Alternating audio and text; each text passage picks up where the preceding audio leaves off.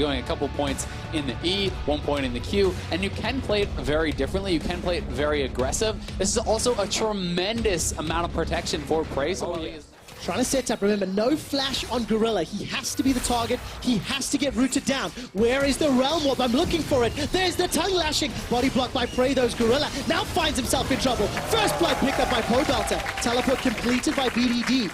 He's got the Feast on cooldown. It's not SKT representing the LCK here at MSI. And while they did lose the first blood, they still get the first turret for themselves in the bot lane. And that's kind of another thing we have seen a lot of times when Khan is alone. Okay, Feast has just been used. The minion wave is going to be kept alive thanks to teleport by Pobelter. Look at the damage onto Khan. It's double if that picks it up.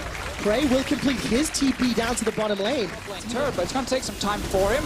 Ping zone, they're around, they want to fight. Oh, BDD's looking for the damage, manages to find the root, but Devour from Ole buys a lot of time. Those star calls are coming out, and Team Liquid in a 3v4 are running for their lives. Dragon was prepped and secured by Kingzone. Yeah, it's a bridge too far from TL. I mean, they make it the minions staying in the way. They are blocking the Q from BDD. Sniped by Prey.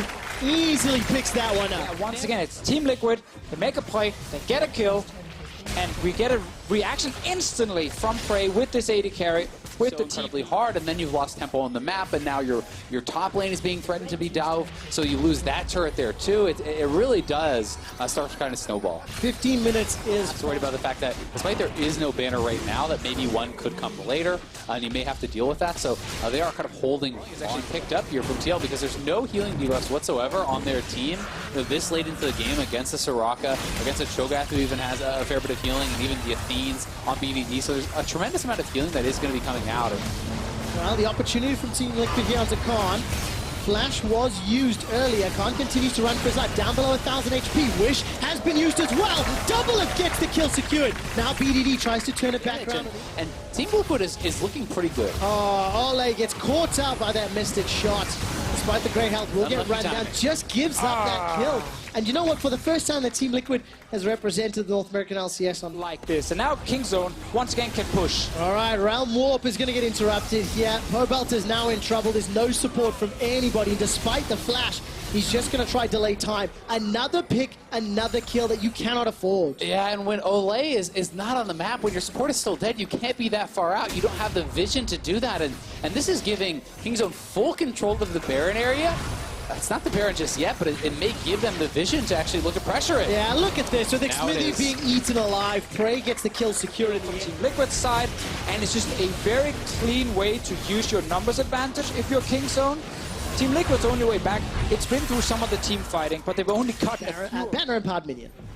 And you know, while they have been winning some of those team fights, it gets tougher when you have mana for that poke. And back on the side, looking for an engage. Well, let's take a look. Call of the Forge God comes out. That's a lot of damage on BDD, but look at the shields. Double Lift does get the kill, and Gentleman at 30 minutes on the clock with an Infinity Edge. Double Lift's not done. He's looking onto Peanuts, Gorilla, and Prey to look for the re-engage. Prey is untouched. Arcane shifts over the wall. Ole with the Devour to save his teammate's life. And now Peanuts looking for the undertows. Oh, the damage! Double Lift flashes away for his life. Not going to be a true shot barrage available just yet. His Impact is forced to run away. Despite finding the early kill, there's simply too much damage from the Ezreal. And Prey is just way too strong. Played that fight so beautifully, staying over the wall, poking out TL, finding his moment, and then diving in. And you can do that because that Seraphs is like an extra defensive summoner there. TL, though, have stalled up the bear. They're looking for a TP flank here. Impact's coming from behind. Oh, what can they do? This will get interesting. Impact's going to turn his attention to Prey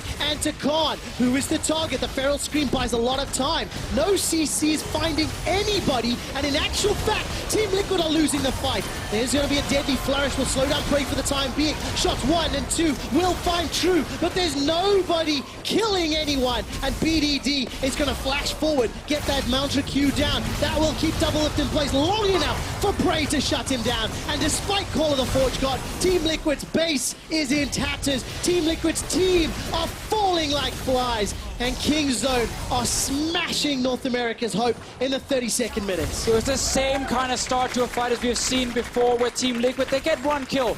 but it's not Prey they're killing. And the moment he shows up, he deals so much damage, and he's so good at positioning around.